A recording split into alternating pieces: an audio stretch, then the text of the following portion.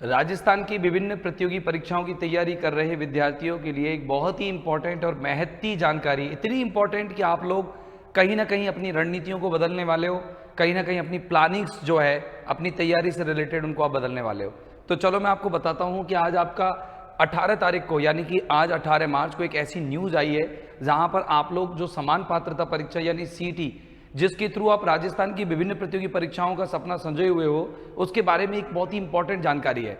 CET नहीं होने से प्रदेश में 20 लाख बेरोजगारों को झटका, अगले एक साल के लिए अटकी 23 नई भर्तियां। आपको पता है कि राजस्थान में हर बार कई भर्तियां आती हैं, तो उन भर्तियों का जो जरिया है सीईटी परीक्षा है।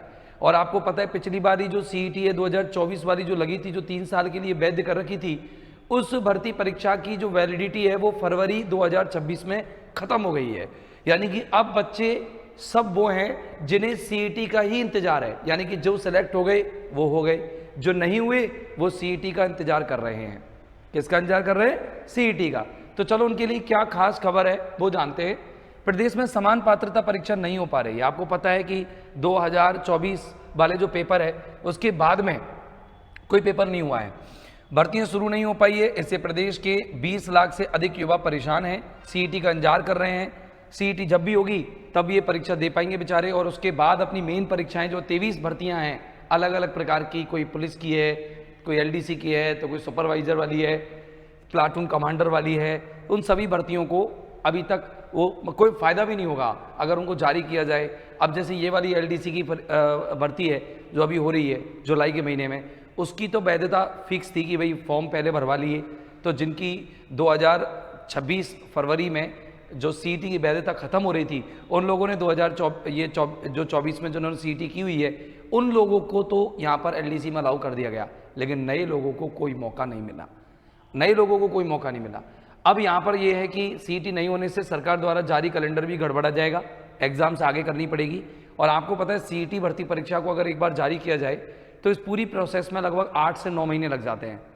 पहले फॉर्म निकालेंगे, पहले नोटिफिकेशन निकालेंगे, फिर फॉर्म निकालेंगे, फिर एग्ज़ाम डेट के लिए टाइम देंगे, एग्ज़ाम होंगी, फिर 2-3 महीने बाद रिजल्ट्स आएंगे, उसके आंसर की आने के बाद रिजल्ट्स आएंगे, रिजल्ट्स के बाद सीईटी को क्वालिफाई माना जाएगा। तो लगभग बच्चे को जो है करीबन 8 महीने 9 महीने का ये प्रोसेस बच्चे को देखना पड़ेगा। अब इससे कुछ बदलाव आएंगे। अब जैसे कौन कौन सी भर्ती परीक्षाएं, 23 भर्ती परीक्षा जिनकी बातें चल रही है यहाँ पर, तो देखो प्लाटून कमांडर भर्ती है, प्लाटून कमांडर भर्ती है, समझना आप इसको। पटवारी जिलेदार भर्ती है, जल संसाधन कनिष्ठ लेखाकार भर्ती परीक्षा है, अधीनस्थ लेखा सेवा परीक्षा है, कनिष्ठ लेखाकार भर्ती राज्य कृषि विपणन बोर्ड की है, तहसील राजस्व लेखाकार भर्ती परीक्षा है, पर्यवेक्षक महिला अधिकारिता की उप जेलर भर्ती है, छात्रावास अधीक्षक ग्रेड 2 है, पटवारी भर्ती है, पटवारी की जो मेजर भर्ती होती है वो भी सेठ की पड़ी है, ग्राम सेवा ग्राम विकास अधिकारी सहित 11 भर्तियां शामिल है। ऐसी सीईटी सीनियर सेकेंडरी लेवल में बनपाल है, ये सब स्नातक वाली थी।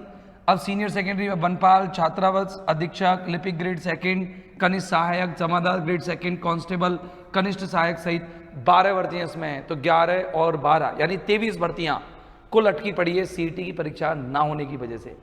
यह बदलाव प्रस्तावित जरूर है कि पहले जैसे रीट पात्रता परीक्षा में होता है ना 60% का क्राइटेरिया फिक्स कर रखा है जनरल कैटेगरी के लिए, ऐसे ही आप लोगों के लिए भी यहाँ पर 60% करने की कवायद शुरू कर दी गई है कि 60% पास करने, ये 60% पहले 40 थी, 40-35 और अब 60 रहेगी। 60% अंक आने वाले विद्यार्थी या लाने वाले विद्यार्थी ही क्या कर पाएंगे, सीईटी को क्वालिफाई कर पाएंगे। सीईटी आरएस की तर्ज पर 2 चरणों में प्री और मेंस आयोजित करने पर प्रस्ताव मंथन चल रहा है। अभी तो सीईटी का एक ही पेपर होता है, 150 प्रश्नों का होता है सीनियर लेवल का भी, और 150 प्रश्नों का होता है ग्रेजुएशन लेवल पर। आरएएस की कवायद में चल रहा है ये कि पहले प्री होगा सीईटी का, फिर मेंस होगा, और फिर उसके बाद आपका मेन एग्जाम होगा। यानी 3-3 परीक्षाओं को करने की कवायद शुरू हो रही है। ये खतरनाक डिसीजन होने वाला है अगर ये लिया जाता है, तो यह हमारे लिए परेशानी वाला कारण बनेगा। सीईटी का प्रमाण पत्र की वैधता को 1 वर्ष से बढ़ाकर 3 साल किया जा रहा है। ये अच्छी बात है, ये तो कर देना चाहिए इनको, लेकिन ये वाला काम क्यों? अब देखो आलोक राज जी क्या कह रहे हैं, आलोक राज जी का वक्तव्य सुनो, क्योंकि वो जो कहते हैं वो करते हैं। सुना, अभी सरकार की तरफ से हमारे पास सीईटी के आयोजन को लेकर कोई निर्देश नहीं मिले हैं, यानी कि सीईटी अभी नहीं होने वाली है। इतना जरूर है कि इसके प्रावधानों में कुछ बदलाव किया जा रहा है, यानी कि ये पक्का है, ये बदलाव हो रहे हैं, ठीक है। और 3-4 दिन में सीईटी आयोजन को लेकर संबंधित अधिकारियों से मिलूंगा, यानी कि अभी मुलाकात होंगी इनकी 22-23 तारीख तक।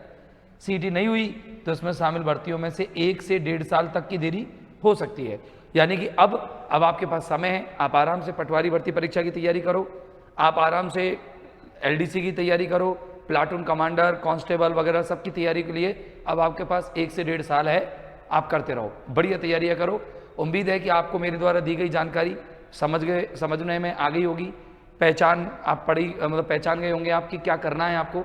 आपने एक प्लान बना लिया होगा कि किस तरीके से आपको अपने एग्जाम्स तक के लिए आपको एंगेज रखना है, कैसे आपको पढ़ाई करनी है, कैसे नहीं करनी है।